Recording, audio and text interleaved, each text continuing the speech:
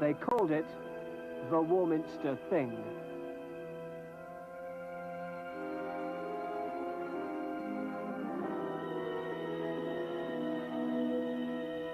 I saw this thing go over, what they call the thing, you know, and it was exactly like a railway carriage, you know, lit up. And it started up overhead there, and I saw it and watched it right out of sight, right over the hills. But I looked in that direction, there was a silver plane and a pink one, like between a pink and a red cerise colour then, right side by side. And they were in that direction, and there was no plane, but I don't know where it went to.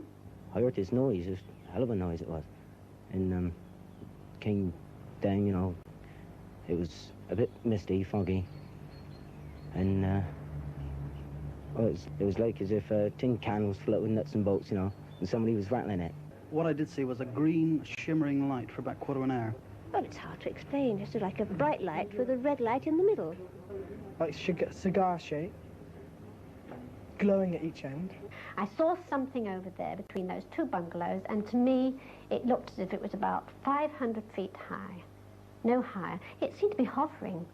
It resembled something like a comet, but comets are white, so this one was orange, oval colour, so it certainly wasn't a comet. There very well might be something in the stratosphere. I mean, we're sending spaceships to other planets, and I can't see any reason why, if there is life on another planet, they shouldn't be sending craft to us. Obviously, these things, whatever they are infinitely maneuverable. They're certainly beyond our ability to catch. We can't put salt on their tails, as it were. Tell me what you saw. Just an object in the sky. And what did it look like? Like a saucer. Yes. And were there any lights or anything around? No, it was just a white object in the sky. We were busy in here, but we had to come back in. But the three soldiers that were there with us, they also saw it. And they described it more or less like a lampshade. Well, although I've seen it, it hasn't convinced me. I still don't think there's anything in it myself. I think it's just a load of tripe. That's all. Hundreds, perhaps thousands of people were convinced that creatures from outer space had arrived. Excitement grew to fear, so much so that on August the 27th, 1965, the council chairman took the extraordinary step of calling a public meeting. The town hall was besieged, and the Warminster legend had begun. I have never seen anything like it that Friday evening. It was fantastic. The people in the town, the reporters, all the dailies. My phone didn't stop ringing. We had them knocking at the doors. I've never seen anything like it. The only thing I could do, on the Monday morning I went on holiday to get away from it. It started off Christmas Eve 1964, which we published.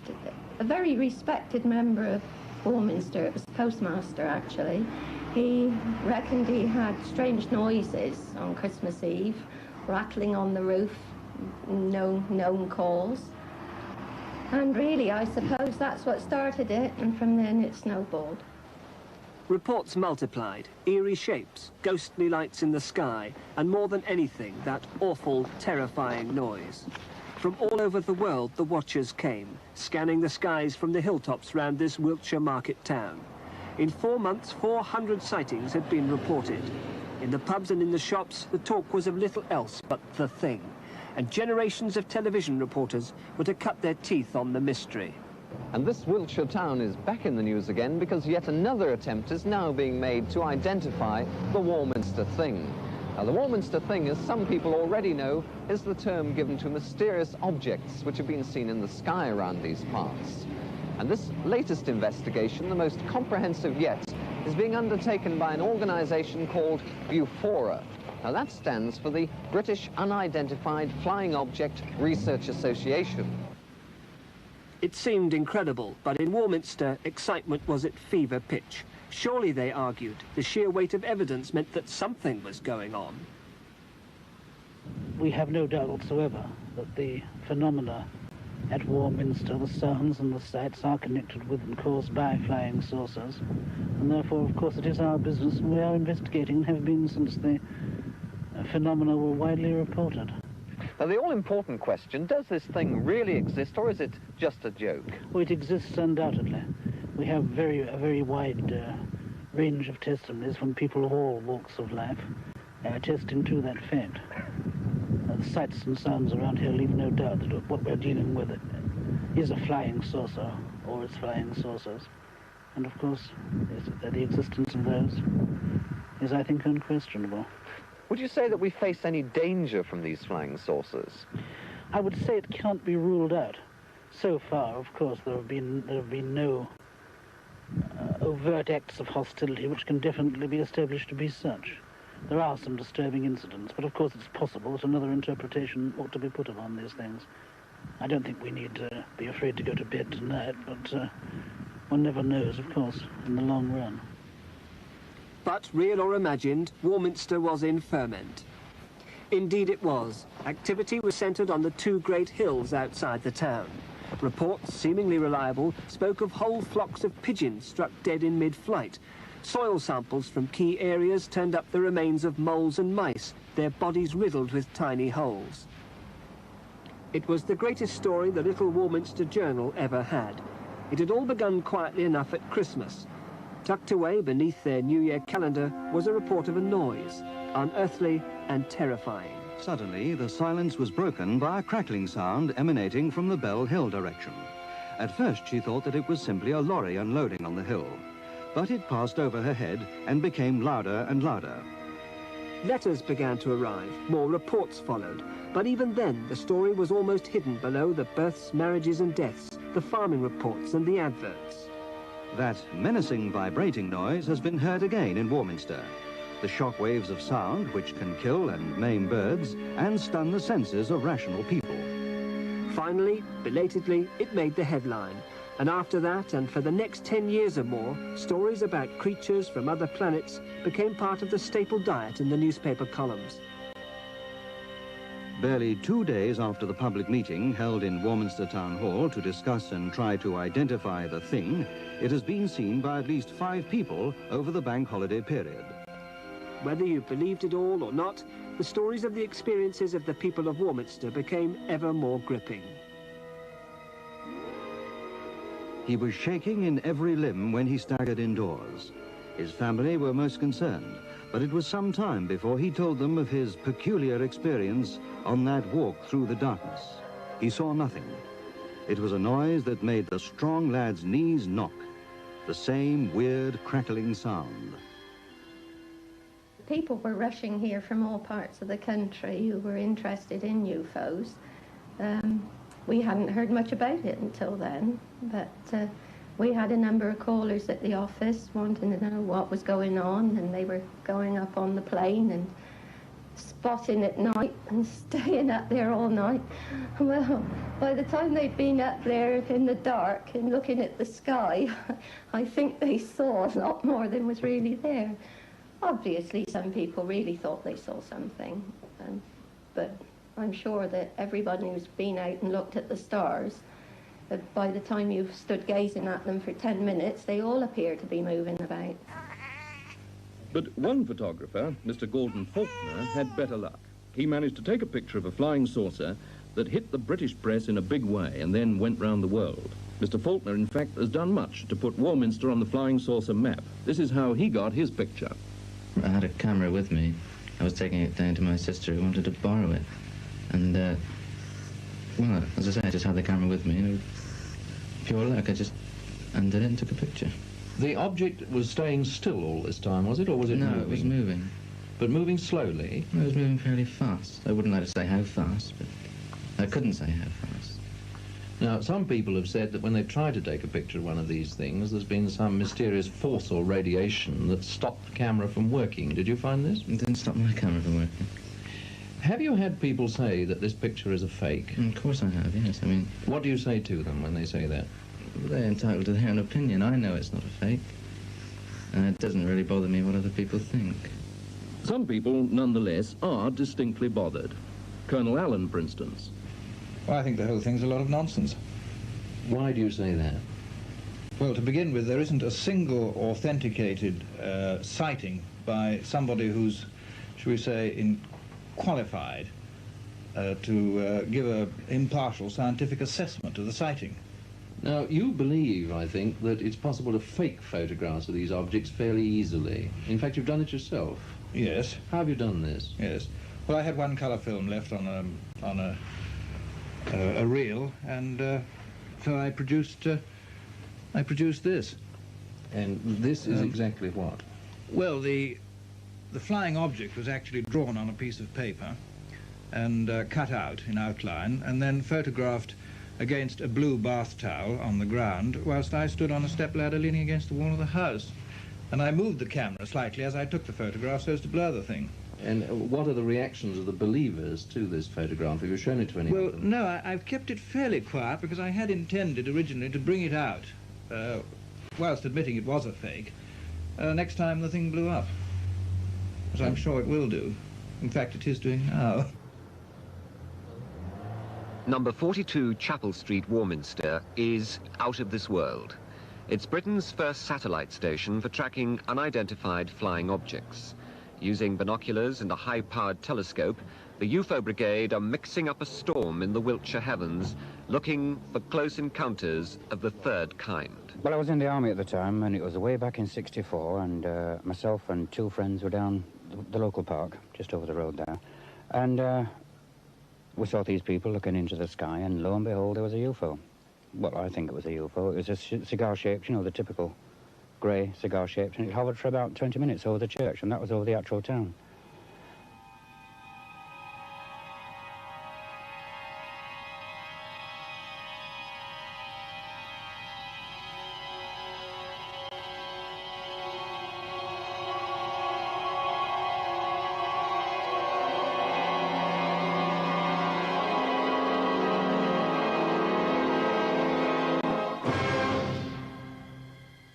It's from this vantage point on Cradle Hill, high over Warminster, that the British UFO Society are hitching their wagon to a star, as real or imaginary as you care to believe. They claim the skies around Warminster are littered with UFO junk, which shines on the faithful who come here from all over the world. On a clear day, they say, you can see practically anything. Strange lights of brilliant colour have been reported streaking across the sky, sometimes hovering for several minutes before disappearing into the hillside. More exaggerated claims speak of elf-like visitors coming down from flying saucers and interrupting army manoeuvres at the nearby Royal School of Infantry. But seeing is believing, say the UFO Society, and it's true that more and more people, disillusioned with life on Earth, want to believe in a force outside their understanding.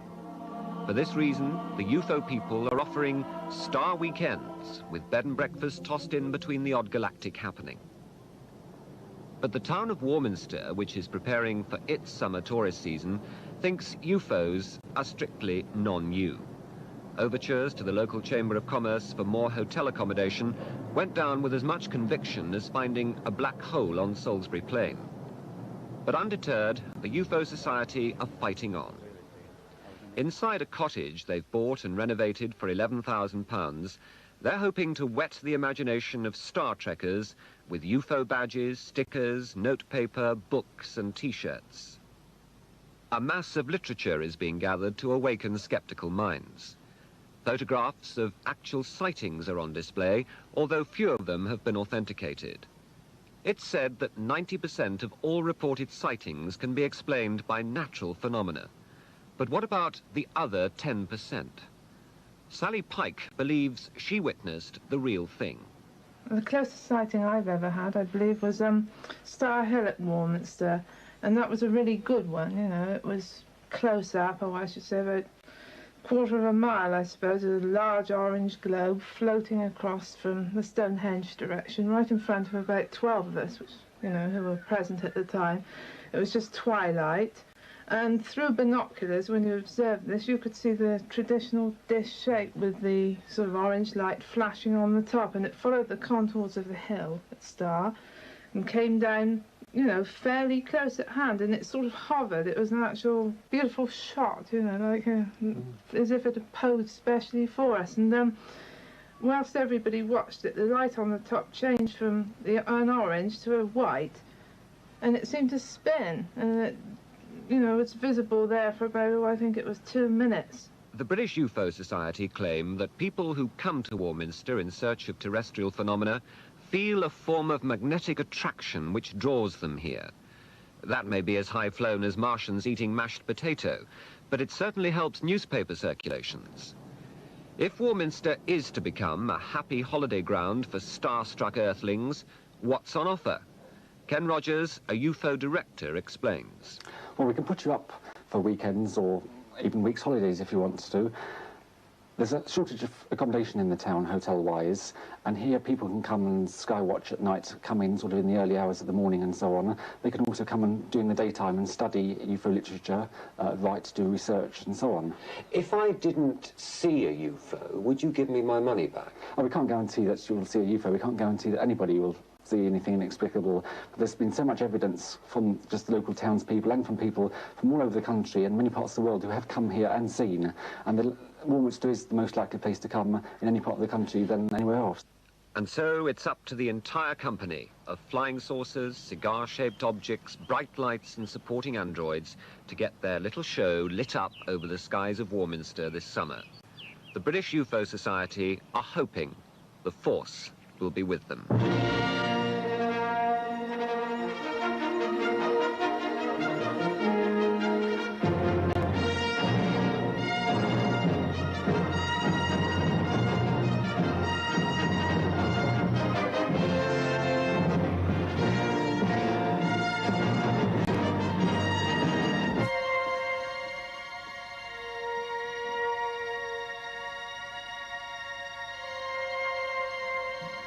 It's the interplanetary traffic which singles out Warminster. For 2 decades, it's been haunted by the thing or things buzzing local airspace. This afternoon, it was just rain clouds. But there's nothing like a good anniversary exhibition, even if it is about the unexplained. 20 years' worth of speculation and study is on show. It goes to prove that in UFO ratings, Warminster is definitely the final frontier for flying saucers and little green men. The thing was heard a long time before it was seen. During the summer of 1964, people in the district of Warminster were startled by sharp crackling noises in the sky. Then, during the summer of 1965, the thing was spotted. Here in the village churchyard of Heytesbury, the vicar, his wife and son were mesmerised for half an hour by a fiery red cigar shape in the sky. It was the first of many sightings to come. It sparked a sky watch. Space groupies with telescopes camped out.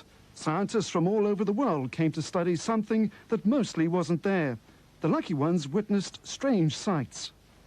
I was invited up here in Easter 1966 by the local journalist who then said, come up onto Cradle Hill and on any clear night we'll guarantee you'll see something inexplicable. I thought, oh, I was a bit cynical, you know. And I came up here and lo and behold, at about 9:30 in the evening, a formation of 5 lights suddenly appeared in the sky, just where we are now, and appeared from nowhere from the sky and went across in that direction towards Clay Hill, and then the lead one went way faster and it ended up going into what we call a base star, and it went inside the belly of the thing, and of course this base star wasn't a real star, it was a craft.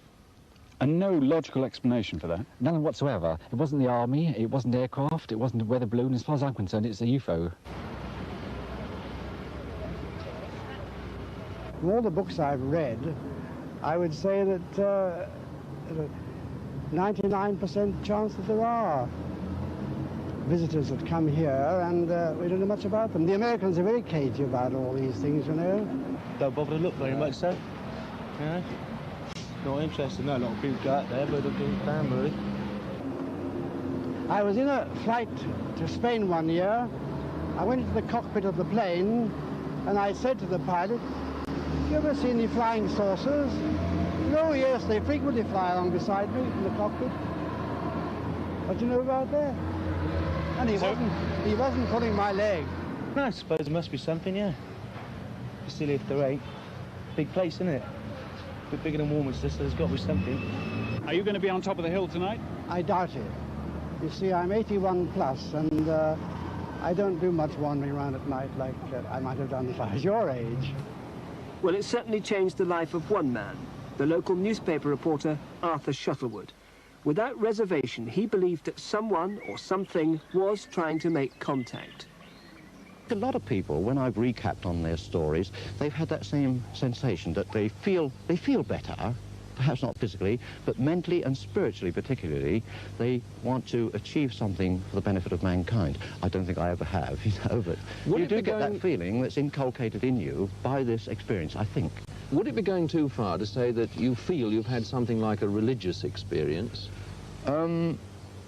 Yes, I don't think that would be exaggerating. You do. You seem to have a new outlook, a new mental outlook on life, and you want to help people. This is most peculiar, perhaps, and it's almost incredible to you, no doubt. But I felt that sensation. I wanted to see it again, and I wanted to convince whoever was on board that we weren't antagonistic, and we wanted to warmly welcome them if they cared to land. And of course, they have landed. They have landed now. A lot of people agree. The mystery of these extraordinary circles, which appeared in a cornfield at Westbury exactly 2 years ago, has never been explained.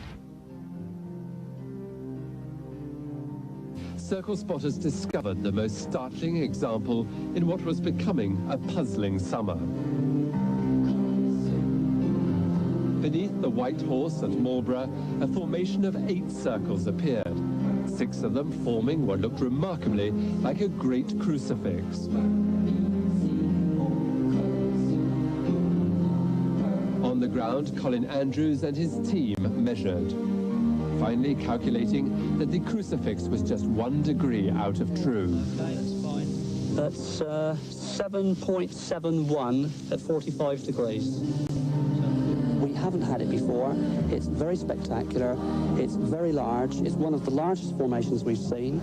And as I say, it has all of the hallmarks of the genuine phenomenon.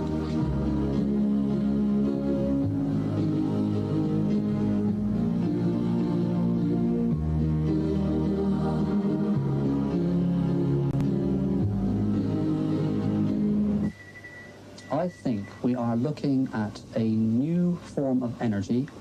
The vortex itself, I believe, is created by a new kind of energy, probably related to magnetism. I think the magnetic field of the planet may well be being manipulated in an intelligent fashion.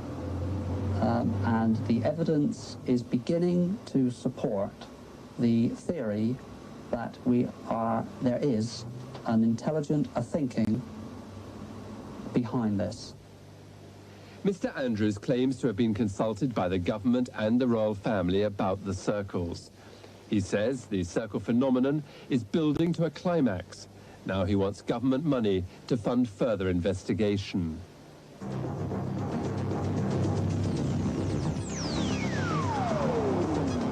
Since man conquered space travel, it seemed less and less fantastic that other beings may have been doing it too.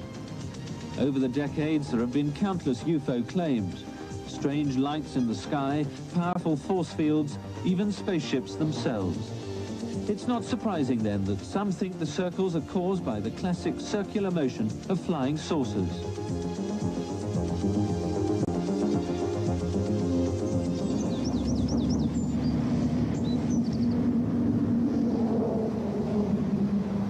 The aliens may have materialized in sleek craft at the speed of light, but it was in his three-wheeler that ufologist Ken Rogers came to Wiltshire last week on his favourite holiday.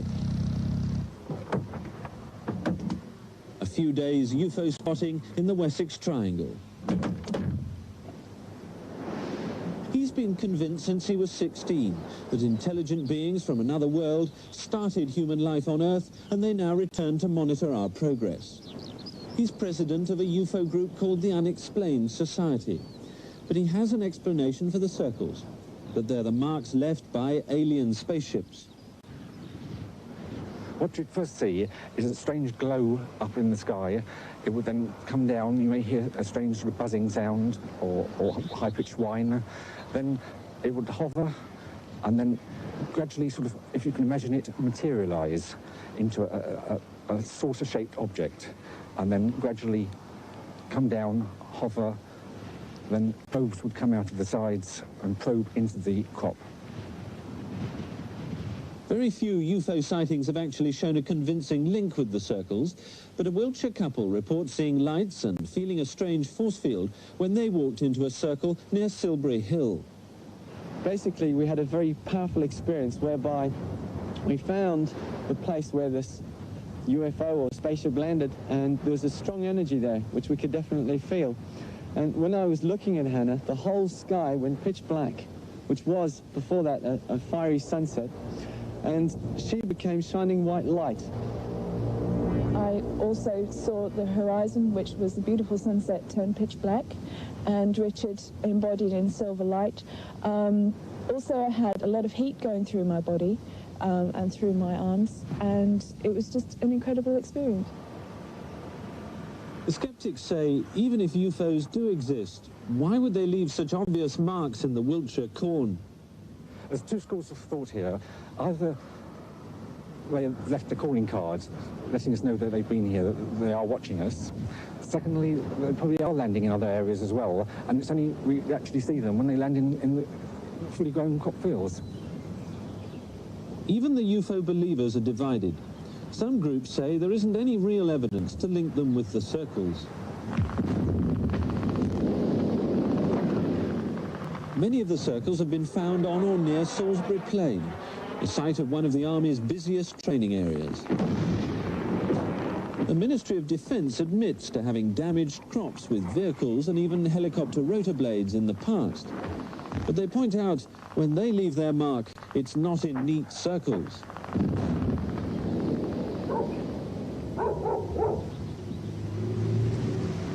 Circles have even cropped up on Army land.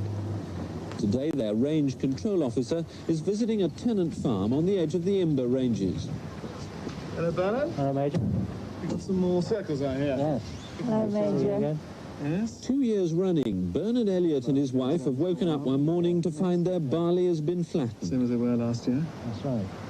You discovered this. This year, it's been one large circle and 4 satellites. So not spiky like it is now. No, it's obviously no, grown up since that's right, then. that's it, yes. Right. What's the military doing in this area? As you know, might cause something like this. Well, we behave ourselves on your land, or we do our best to.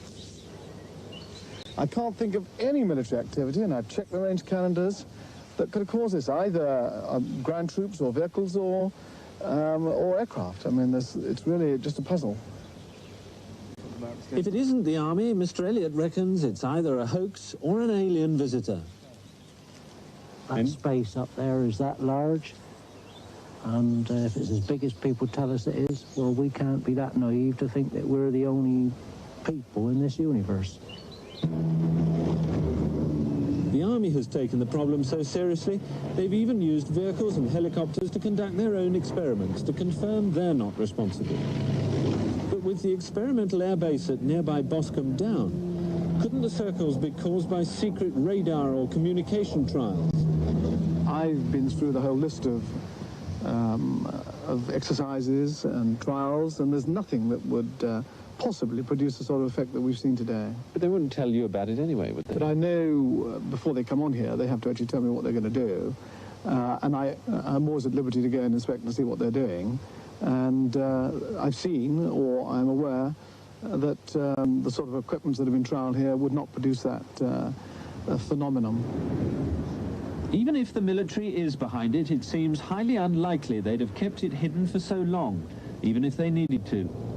As for alien visitors, it still remains strange that no one's ever seen a spaceship making such obvious marks in our crops. The world's weather has fascinated and confounded man since time began. Although its mechanisms are now largely understood, it remains an untamed and sometimes mysterious force of immense power.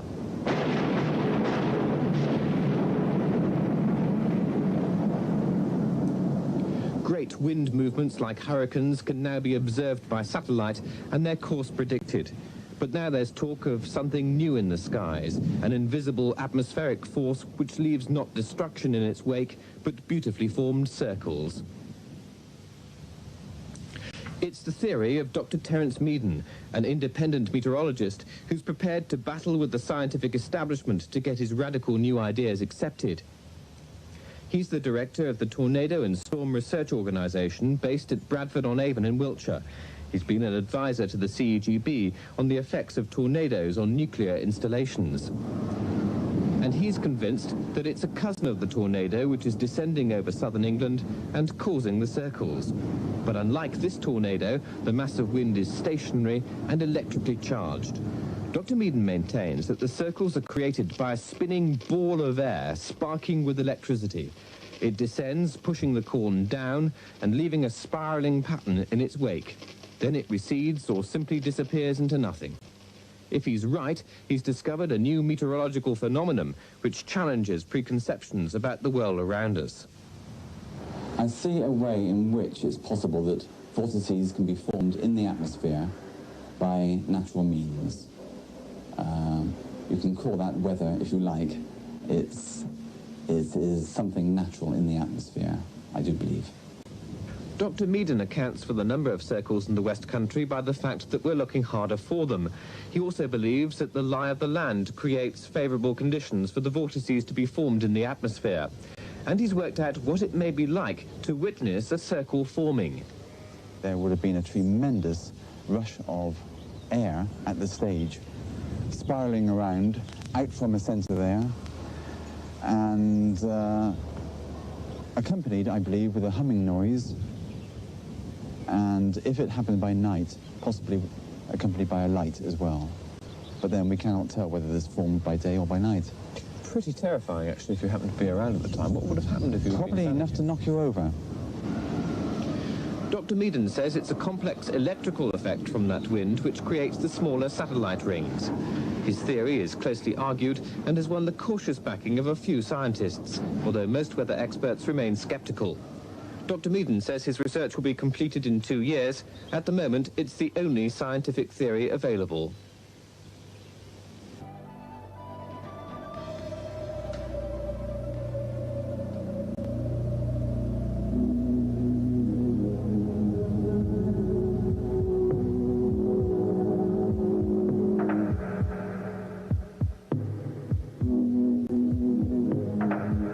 Something very odd's been going on in the south of England. Strange circular shapes have been appearing in the crops, particularly in the area that was once King Arthur's Wessex. Could it be that someone or something is running rings round Arthur? Everywhere you look in this part of England, there are circles, round barrows, tumuli, constant reminders of an age gone by, and the special significance which Salisbury Plain had for the early Britons, and the Druids who built their most sacred temple here in the form of a circle.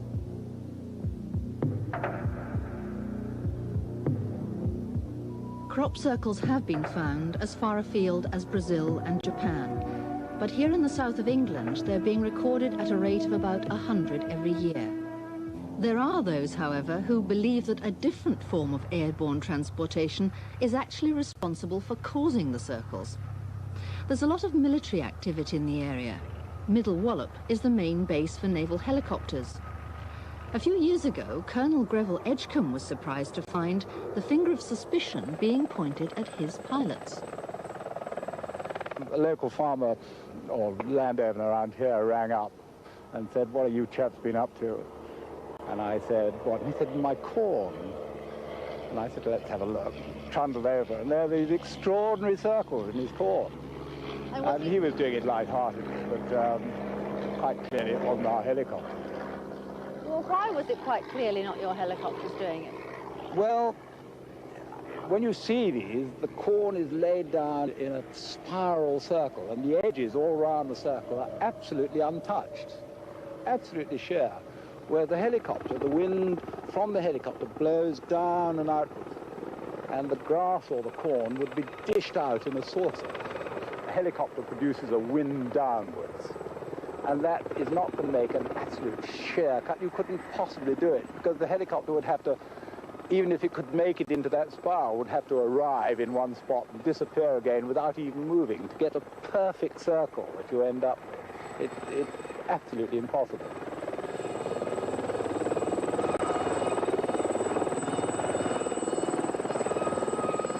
So, it's unlikely that it's caused by the downdraft of a helicopter. We have a good eyewitness account from Melvin Bell, who lives in Wiltshire, and who, when riding on horseback one evening, saw such a circle being formed. This was near Bratton, and he said that the spiral circle was laid out as he watched it, and that in addition he could see dust and debris spiraling upwards around the edges. All there was really was like a whirlwind, very much the same as you would get in a shopping precinct, where rubbish just goes in a circle and comes out from the ground. And they just left a circle in the ground, and really that's all there was. This is what I've been using to explain some of the more unusual properties of the crop circles. In fact, what this is representing is nothing more than the foot of a fairly conventional whirlwind, but many whirlwinds have been known to have, in addition, an external sheath. And if an external sheath of this sort also comes down to ground level, then one will get simply an annular ring cut out into the crop. And is it possible that the outer circle would turn in a different way, would spin in a different way from the inner vortex? That is a necessary consequence, really, of the conservation of angular momentum, that the two are turning in opposite senses. Of course, not all crop circles have an outer ring. Others, like the ones Colin Andrews showed me, have two. I mean, as far as this formation is concerned, it's only the second time throughout the world this has ever been seen. Well, that's with the two rings. That's right, with the two rings. But one of the things that surprises me is that this is going a different way from that band and from the band there. One's going clockwise, one's going anti-clockwise. That's absolutely consistent with everything we see.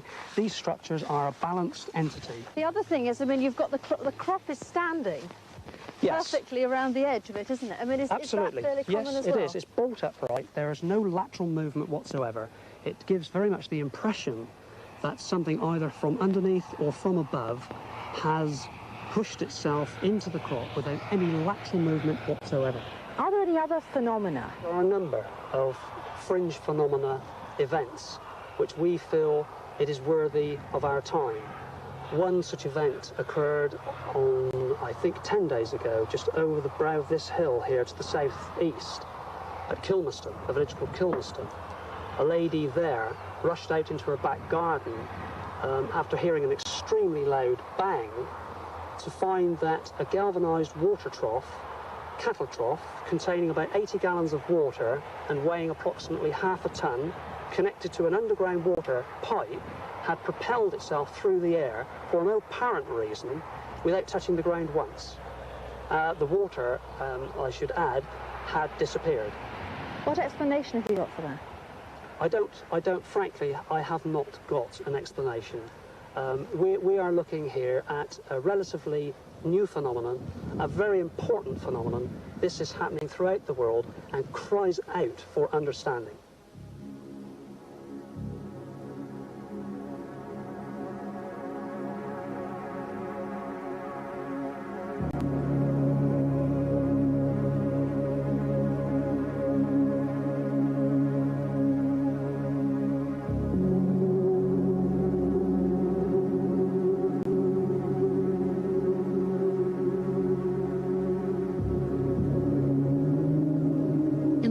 Light of dawn, a scientific explanation might seem the most plausible. But why are the circles here in ancient Wessex? Could it be that the answer is hidden in the mists of time? I think Stonehenge might well have a part to play in all this, particularly with regard to this country. We noted some time ago that the dimensions of these formations were consistent with the dimensions of the circles within Stonehenge itself.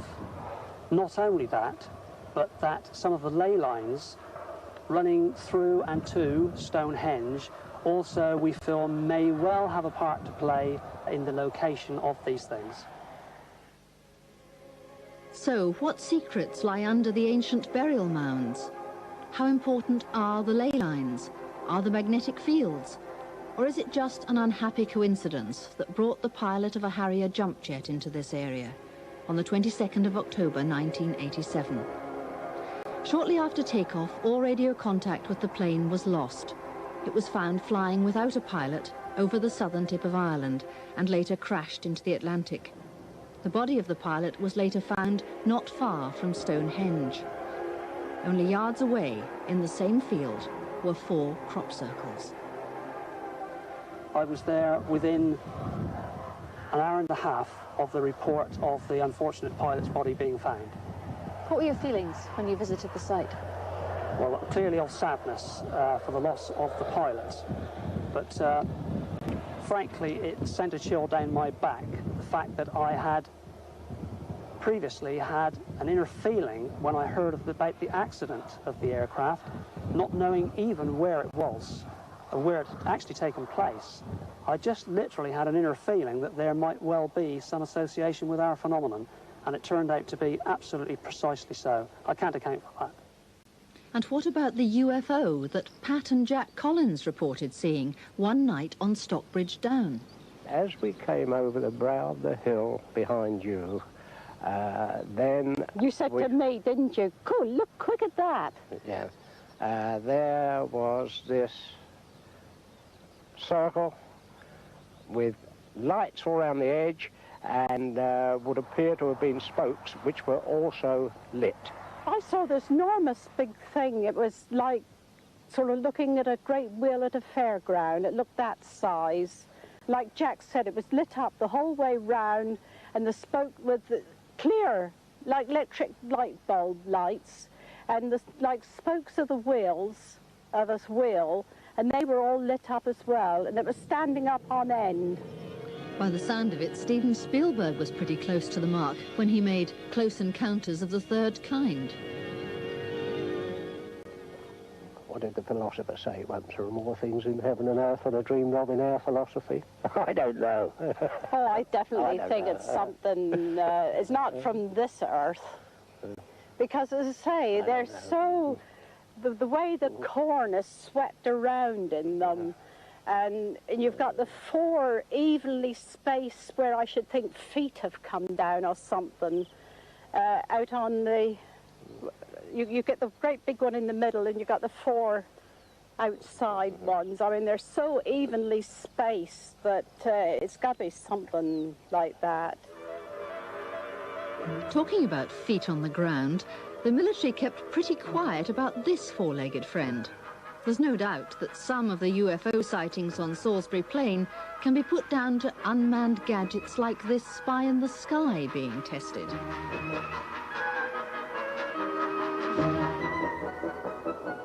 Astronomer and country parson, the Reverend Inge, had until recently a parish near Salisbury Plain. Mr. Inge told us how he deals with people who believe these things come from outer space.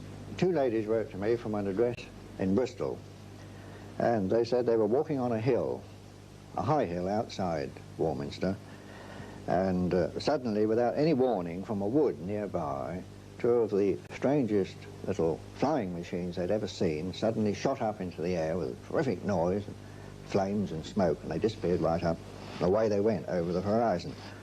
And they were so astonished that they thought they must be seeing things. They didn't like to mention it. And they did take the trouble to sit down and write about this. And in that connection, I want to say what they saw, I'm sure, is what has already been shown on film at the BBC, a film that came from the United States, of these one-man helicopters that are jet-propelled as well. You have the rope over your head, and the man has it strapped on his back. And I met another man later on, as I say just now, he actually saw one of these come down alongside his car, and he stopped, and he saw the man pull out a map, consult the map, see where he was, fold it up again, put it in his pocket, crash helmet and everything, and press the button, and away he went up in a sheet of flame. Now that would frighten the life out of anybody if they didn't know what it was, and the stories about men coming from outer space would be almost justified in that case if you didn't know what it was. So there is nothing to worry about. After all, none of these things has killed anybody yet, or as far as I know, injured them, except perhaps the brave people that are taking part in them, and then you don't hear very much about that. But would you go so far as to encourage ordinary people to think these did come from outer space, so that the services could carry on with their experimenting behind this sort of smoke screen? Would you go that far? No, not a bit. I wouldn't. That would be deception, wouldn't it? I would simply say, look, you've seen something that perhaps you weren't supposed to see. I can assure you that there's no danger from it, and if you see it again, just remember that it's really in your own interest and in the interest of this country that these things are happening, and just go to sleep on it and don't worry about it. So I'm personally, my message to the people of Warminster is, don't forget that you live on the edge, the perimeter of an experimental area where brave men are doing experiments in connection with all three of the forces. You're the editor of the local newsletter about UFOs. What? A lot of people do say it's the army around here that are causing the Warminster thing, but we've traced back through history that cases occurring before the army came here, and also we've got cases on record of army personnel out on manoeuvres actually seeing things themselves that they can't explain. What about the answer lying in the soil? Have they examined that theory equally closely? We asked Mike Hodgson from the Soil Survey and Land Research Centre to come along to Francis Shepherd's farm in Wiltshire, where circles appear regularly, to see what he could dig up. I must say that there are many features in the landscape which are well known to archaeologists and soil scientists, which are based on crop marks, which are based on soil. And these are often archaeological, round barrows, things of this kind, but they're all related to either differences in soil nutrition or in soil depth. Soil depth, of course, affects the water supply to the growing plant during the summer season. There's still a possibility of something like that here, but my instinct is that perhaps there isn't. Chemical causes have been dismissed because the circles are so geometric, but fungal infections can cause fairy rings in grass. As a true scientist, Mike Hodgson took several samples before passing an opinion. Now what I'm looking for is a bit of reaction to this acid. It's going ever so slightly.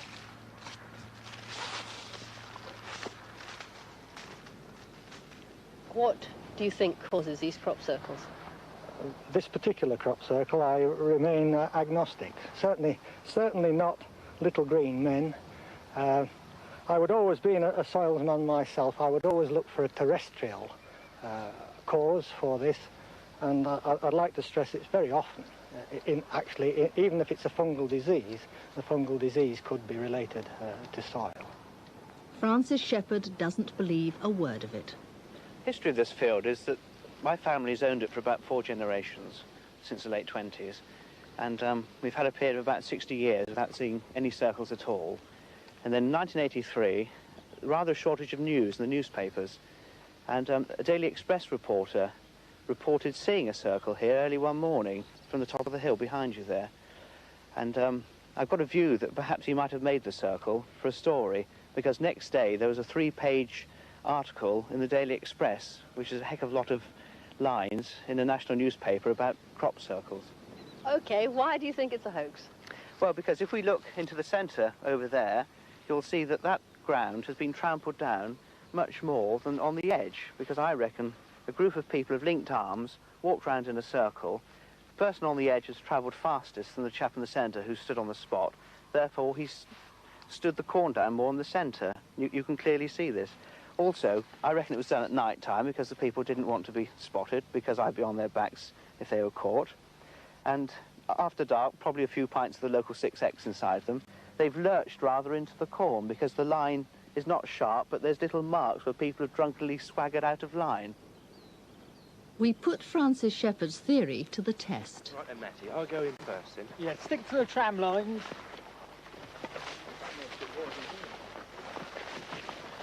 We enlisted the help of a young farmer's tug-of-war team. Would it be possible, we wondered, to create a crop circle without leaving any trace of human involvement? They looked surprisingly practiced as they made their way down the track left by the sprayers to the spot that we'd chosen. They were armed with nothing more than a stick and a bit of old rope.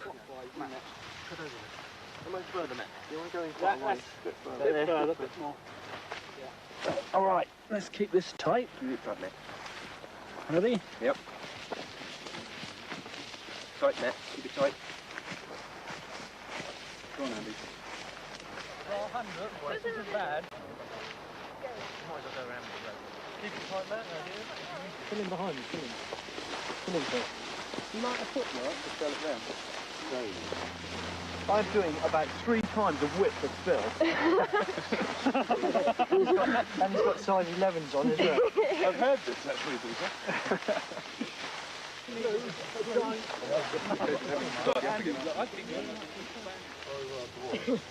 It was roughly at this point that serious doubts crept in, and all thoughts of little green men were replaced by images of large ruddy ones. Got to cover up the scorch marks. Can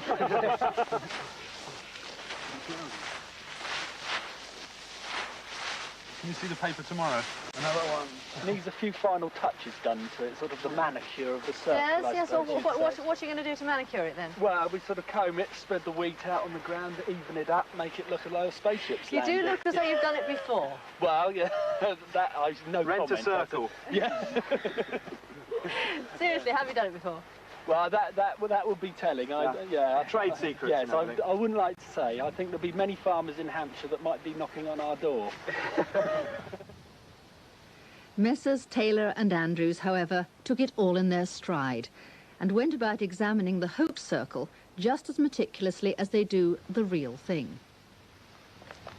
See, Busty, inside here, you've got, you see this 2-inch, 3-inch gap between the lie of the plant and the surrounding wall. This gap here, this is something we would never find, because of course this is a concentric flow as opposed to the genuine phenomena. It's in fact, in many respects, it's too perfect. It is too perfectly circular as opposed to the elliptical shape as well. You can see that this is absolutely circular. I mean, it's very neat and it's very well done, but it very clearly is a hoax.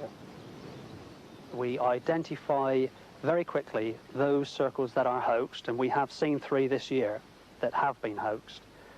The lie of the plants within the genuine phenomenon is entirely different to anything that can be hoaxed and has been hoaxed. Have you ever been taken in?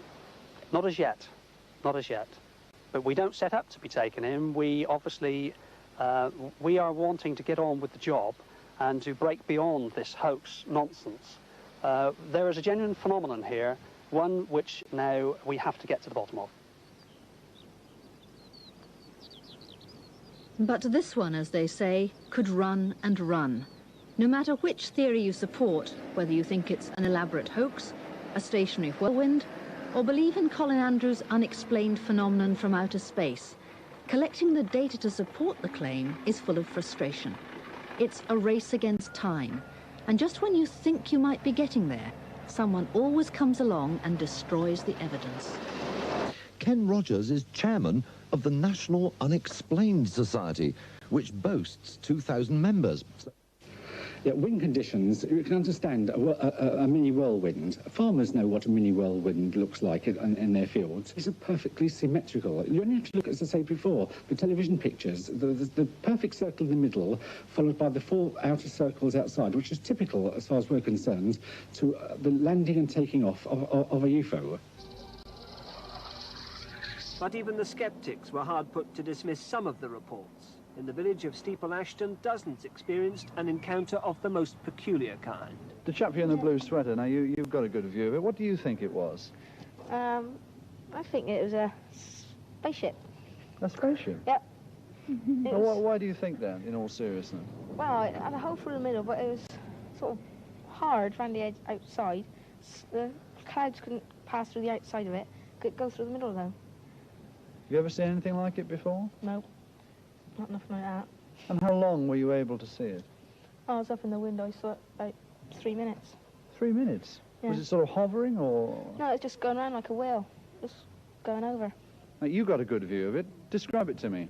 Well, it was sort of blackish grey ring going across the sky, and it was dark on one side, and in the bottom it had a sort of little line through it, and it was moving across the sky slowly, and then it disappeared behind a tree. Miss Green, did you see the phantom object yourself? I saw it, yes. Now, how would you describe it? Very much as the children did, as it appeared to be a smoke ring. That's the best way that I can describe it, as a smoke ring. Any theories as to what it No might be? theories at all. None at all. I mean, obviously people are going to speculate men from Mars or what have you. I mean, the only thing I can say really is that I'm glad there were a lot of other people saw it at the same time as I did. Down in the town, at least one group of people were over the moon, the traders. An invasion of sorts had certainly arrived, but it was of a very different kind. Not little green men, but tourists, thousands of them. If the Warminster thing wasn't exactly a put-up job, at least the town's shrewd businessmen knew a good thing when they saw it. It did wonders for trade. I'm sure the traders did some business. I'm sure it is, because there were hundreds of people coming into the town, hundreds. Yes, this is a map showing all the 11 ley lines that run through Warminster. Indeed, UFOs were tailor-made for tourism. Because it is unique in the world for this number of ley lines crossing. This is the original photograph that a gentleman actually sent us 3 weeks ago to see the crossing. Interest became so great, one couple even set up a UFO bed and breakfast hotel, marmalade and Martians on the menu in the mornings.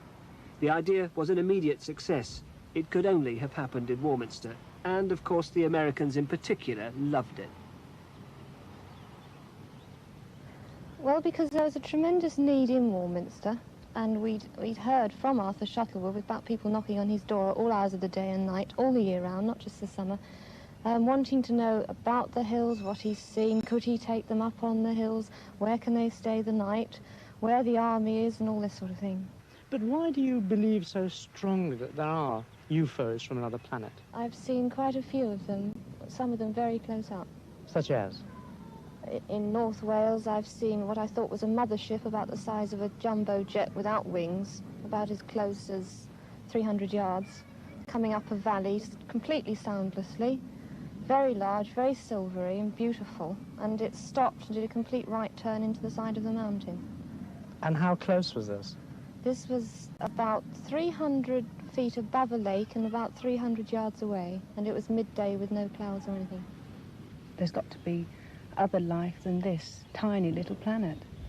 And we saw, when we came on holiday to Warminster, we saw one zigzagging over the top of us. It had a sort of bow wave in front of it, and that was convincing enough. The little market town stayed in the limelight for more than a decade. It somehow became accepted as a place where the unusual was pretty usual. The very name developed a ring which in itself became evocative: Warminster.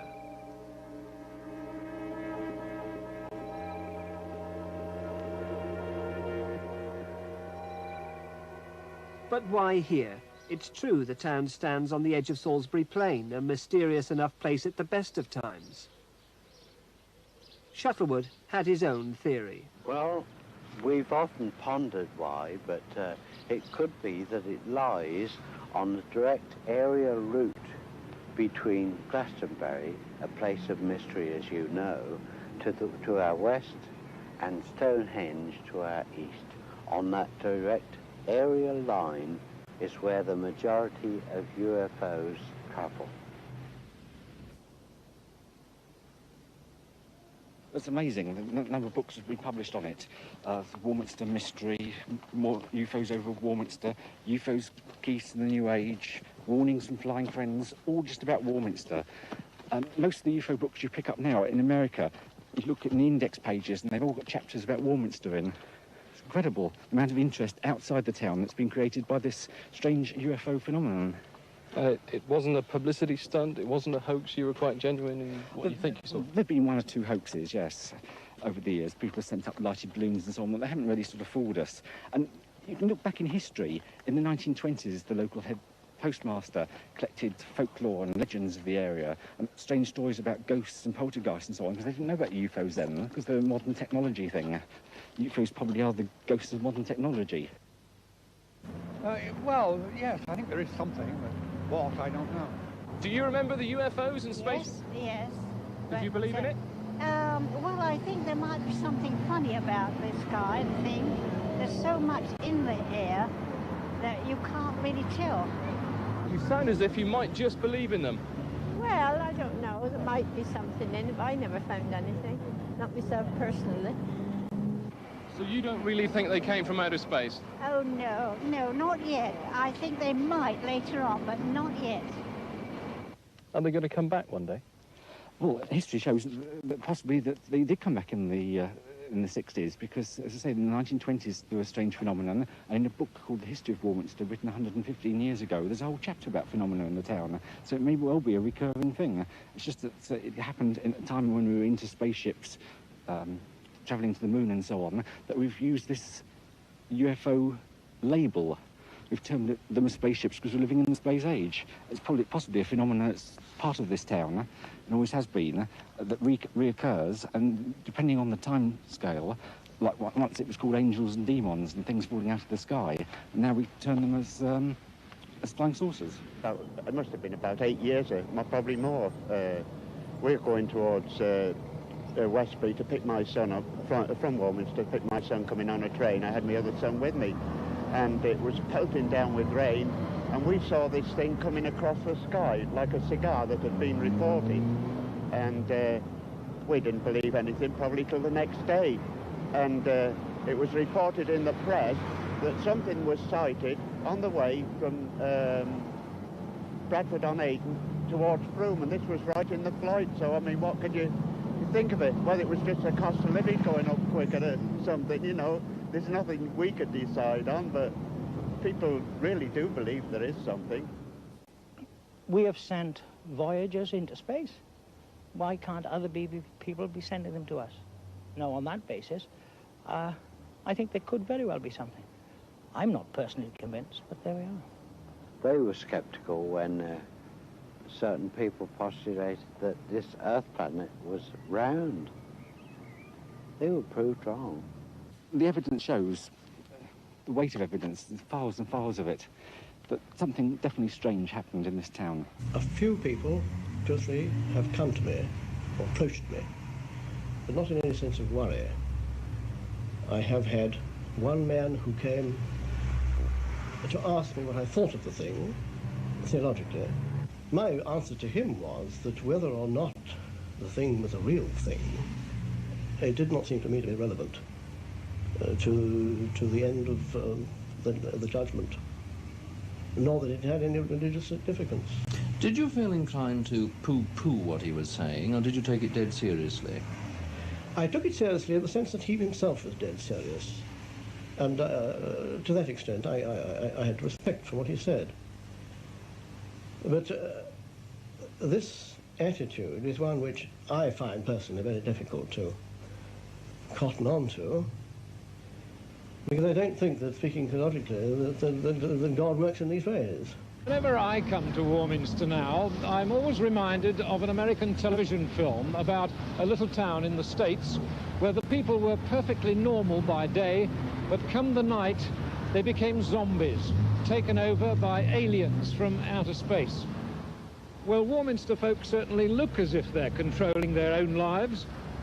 UFOs take the vari-coloured shapes of glowing spheres, luminous pear drops, ovular jewels that range from blood-red rubies to winking diamonds of flashing lights, from lustrous daytime pearls of shimmering surface to fiery emeralds that decorate the nocturnal heavens with fluorescent brilliance. Wow! But people were seeing or hearing strange things. I just suddenly said, there's a light up in the sky. He rushed out to get his little telescope. So we all had a glance, and sure enough there was a shining object.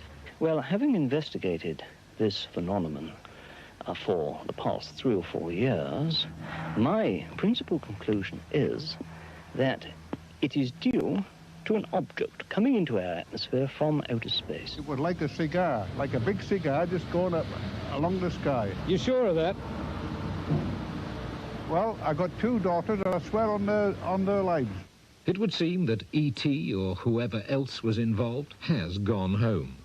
There are those who are convinced it was the military, testing devices on Salisbury Plain, just a hand grenade's throw from Cradle Hill. This is how one writer described the UFOs. Seen through a telescope at night, a hovering spacecraft is a glorious firefly of radiating colour changes, pulsating from centre to outward edges in a continuous stream of patterns, white, amber, green and red. Well, cynics like me might say, just like the flashing lights of a military helicopter. Ah, well, all part of Warminster's history. Or is it?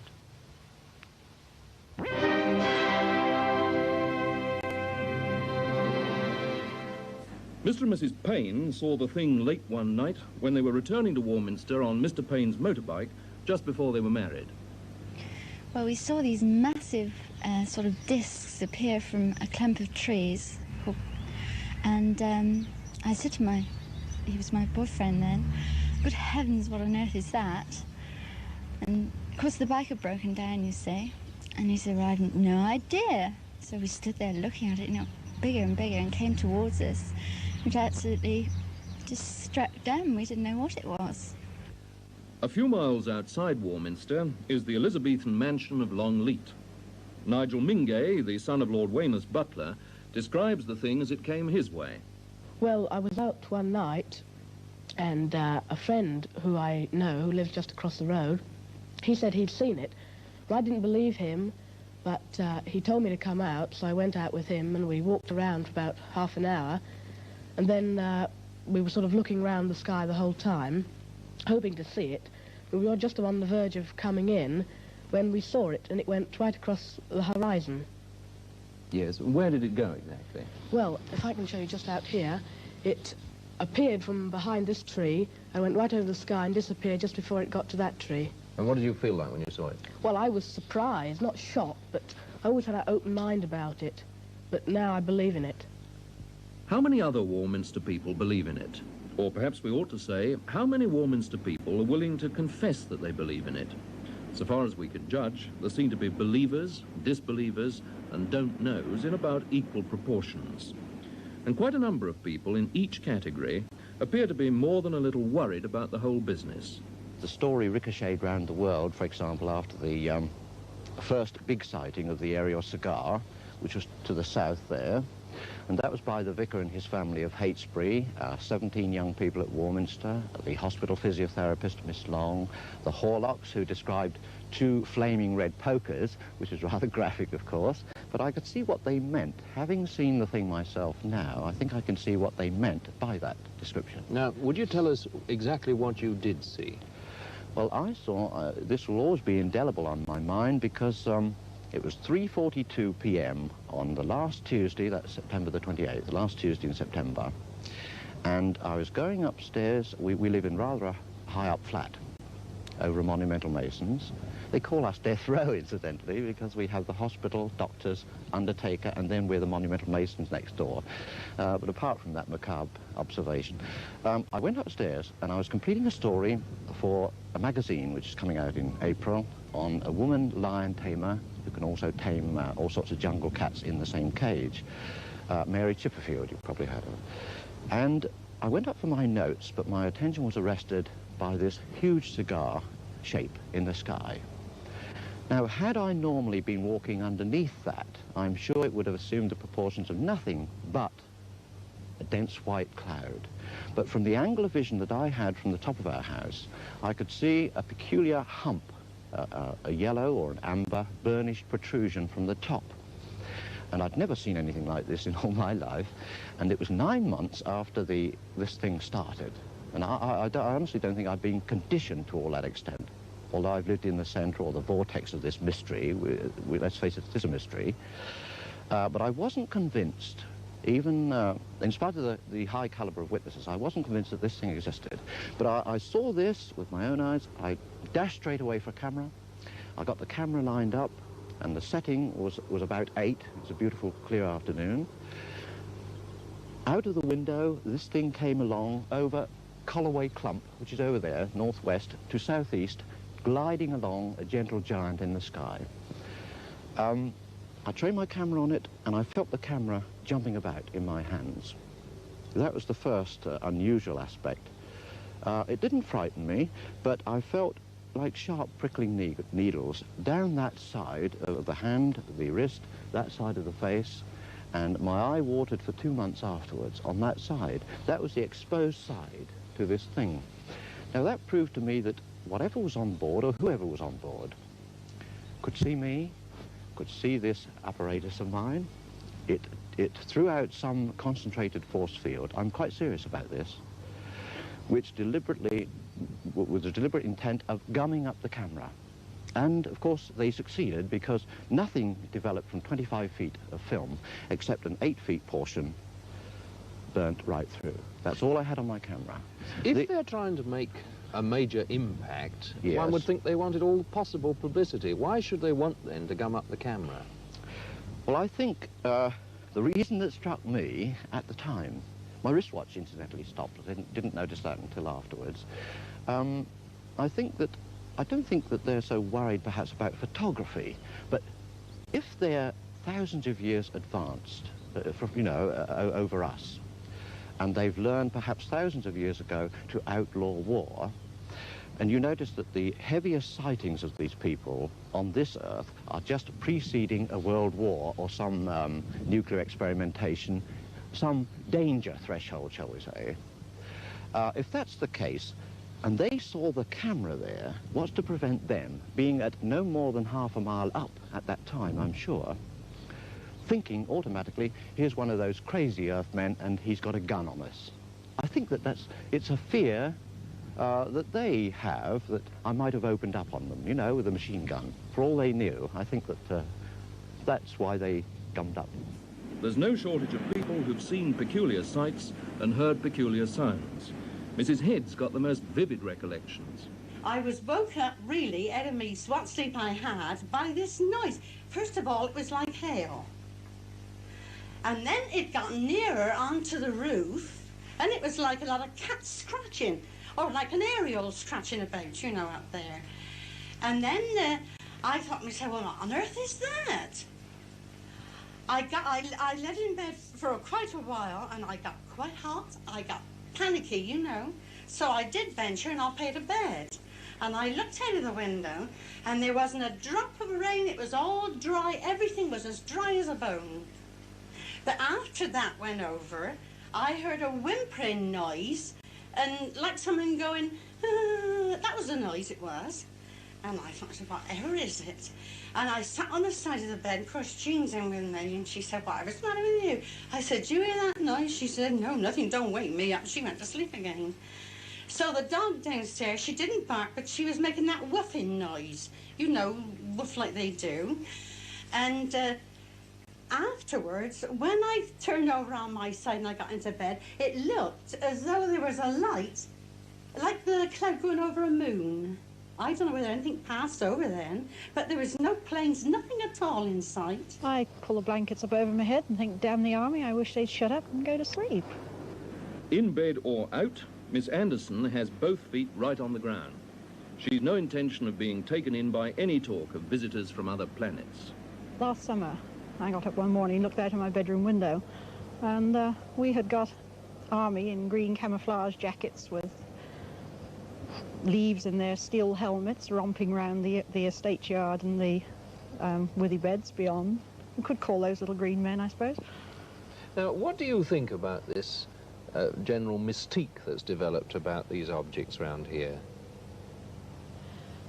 I think it's a pity that so many people are ready to make categorical statements about a thing that nobody has bothered to investigate.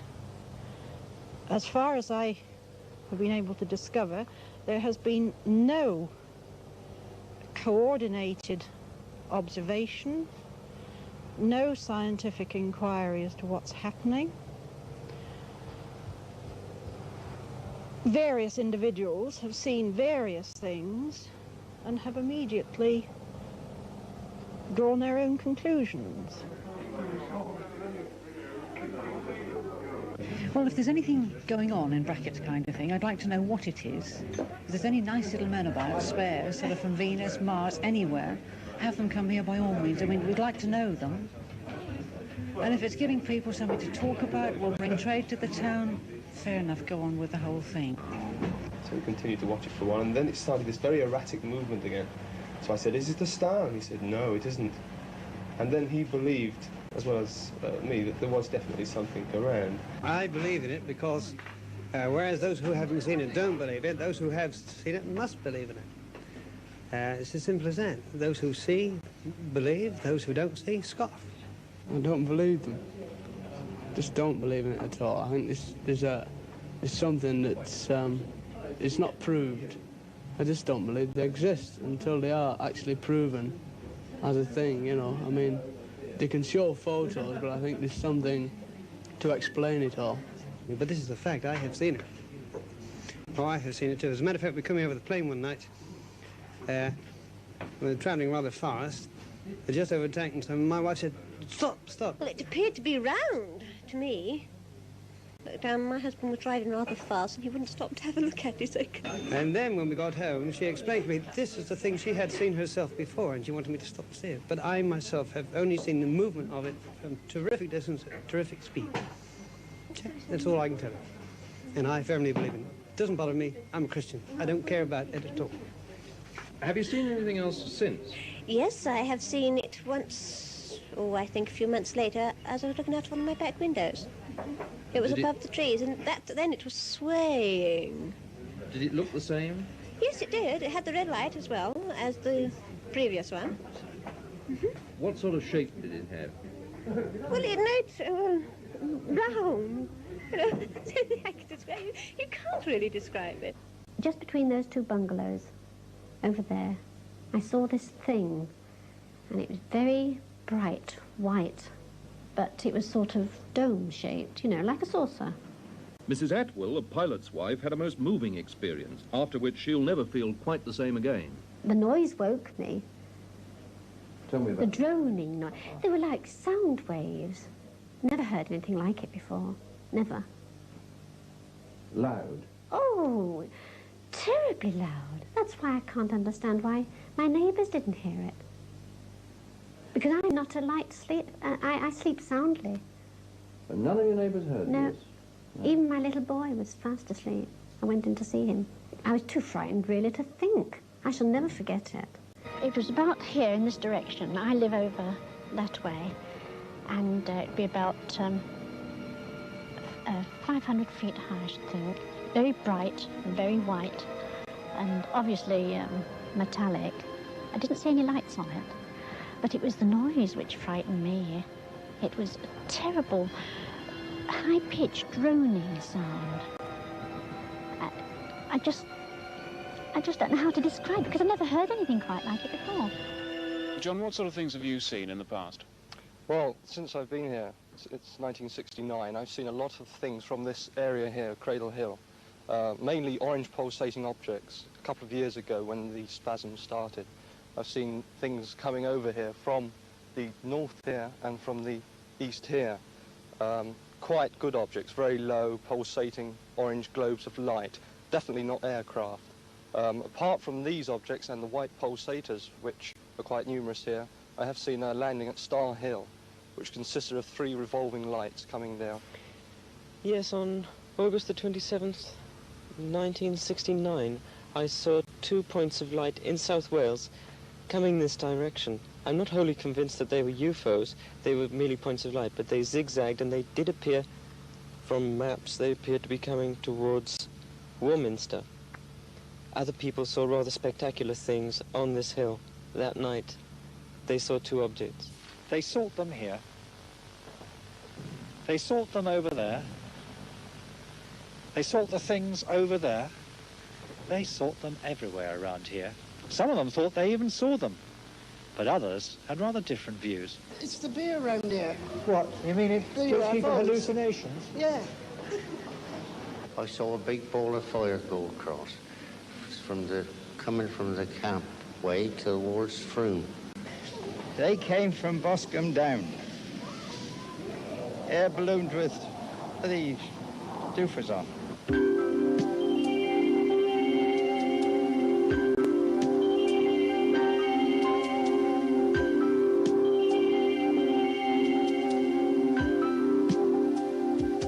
A public meeting chaired by the then council leader, Emlyn Rees. Pandemonium. There were hundreds of people there. It was scheduled to start at 7:30. I had a message about 5:45 saying I ought to do something about it and get down to the town hall because people couldn't get in. And I had great difficulty myself at about 7:15 to get into the meeting, was going in very well, in full swing, and the post office brought in this telegram. Investigations completed. Invasion fears unjustified. Carry on, Emlyn. Signed, Doctor Who. Of course, this was quite a relief at that time, and of course everybody burst into fits of laughter. I had an innumerable amount of letters. A lot from the United Kingdom, but a vast number from America, and quite sensible letters. And I replied to them all, and I've had quite a lot of correspondence in the intermediate years. I've had nothing in the last 5 or 6. It's died its natural death. Warminster Society did spawn the British UFO Society, tenaciously scanning the heavens today. Back in town, traffic still flows, earthly mortals still shop, but the cash registers do miss those heydays. I keep an open mind. Why Warminster? Your guess is as good as mine, but let's have another one soon. So, whether some people saw the thing or not, the traders of Warminster would certainly like it back soon. Please, before the army shoot it down.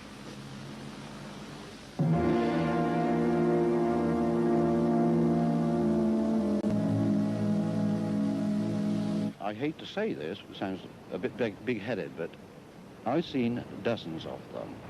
And I've been quite convinced in my mind, you know, that these are not just satellites, they're not just roving planes or helicopters. These do extraordinary things, maneuvers that nothing that we know can do in Earth concepts.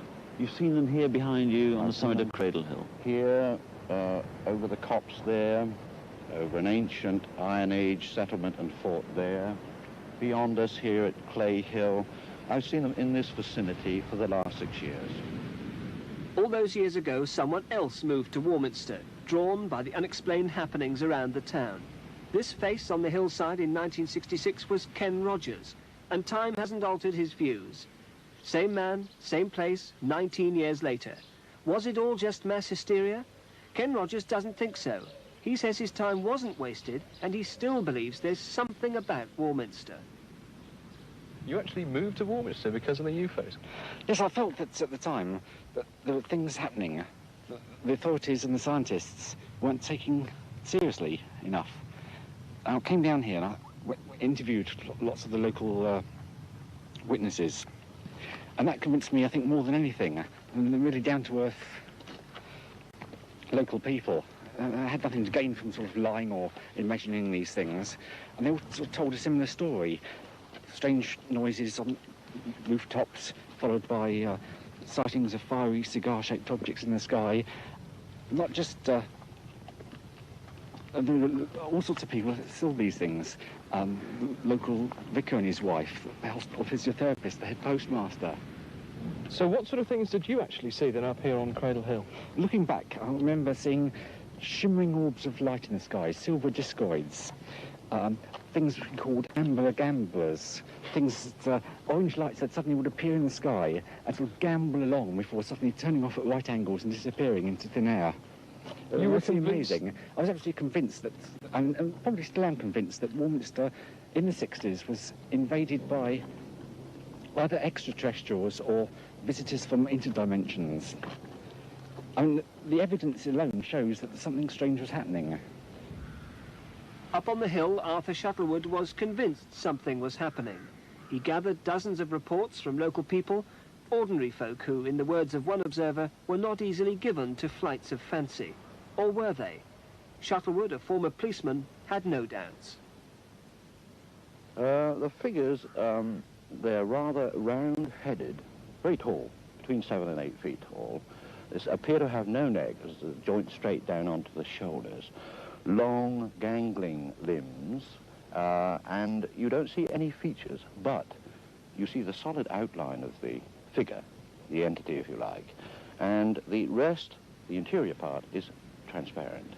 You're suddenly aware that they're there, and sometimes, as though they've been riveted there, but in an invisible form. Crazy. Sounds crazy. Of course it sounds crazy.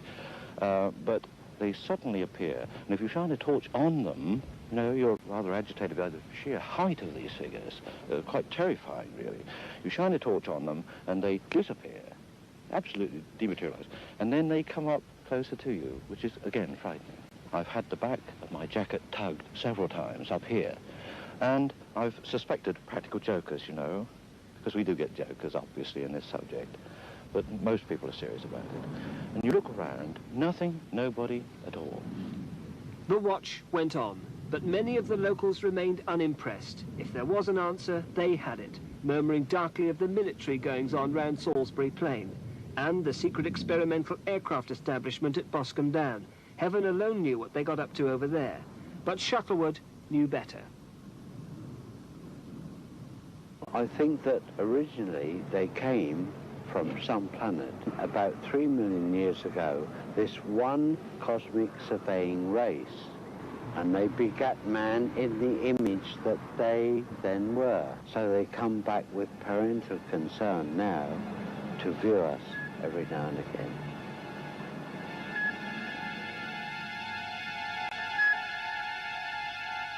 But not everyone felt comfortable with Warminster's new reputation. If you were a Warminster person and you went away anywhere, and someone said to you, where do you come from? And you said Warminster, they expected you to have horns and look green. We did, personally, I did get quite a lot of leg pulling when I met people away from Warminster. They just didn't believe what was going on, and they thought it was all a great joke. The majority of people I met while I was away. But there were a lot of very sensible people. It wasn't just nuts or cranks who saw these things, was it? Oh, no, no. I think they definitely saw things. What they were, I wouldn't know.